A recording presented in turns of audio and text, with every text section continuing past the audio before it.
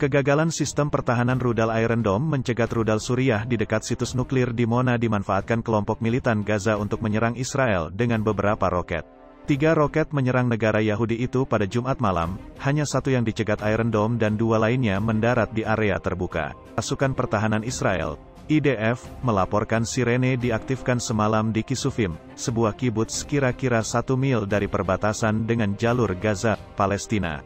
IDF mengonfirmasi 2 roket yang tidak dicegat Iron Dome telah mendarat dan meledak di dekat pagar perbatasan. IDF kemudian mengatakan pihaknya menembaki posisi kelompok Hamas di Gaza sebagai respons atas serangan roket itu. Para warga Gaza melaporkan ada ledakan akibat serangan tersebut. Beberapa jam kemudian, sekitar pukul 1.52 waktu setempat pada Sabtu tanggal 24 April tahun 2021, IDF melaporkan sirene berbunyi untuk kedua kalinya di Israel Selatan. The Jerusalem Post melaporkan 2 roket ditembakkan lebih jauh ke utara, menuju kibuts Be'eri dan Mosaf Kfar Maimon. IDF mengatakan salah satu roket dicegat. Kira-kira 20 menit setelah sirene kedua berbunyi, rangkaian sirene ketiga kembali meraung-raung dan dikonfirmasi IDF. Menurut lembaga penyiaran publik Israel, KAN, serangan ini termasuk 4 roket, 2 diantaranya dicegat.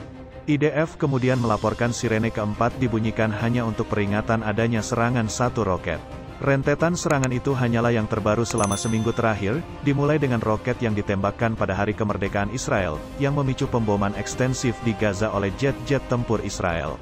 Rentetan serangan itu juga terjadi setelah rudal anti-udara Suriah melesat hampir 300 mil ke wilayah Israel mengejar sebuah jet tempur IDF yang membom Suriah Selatan.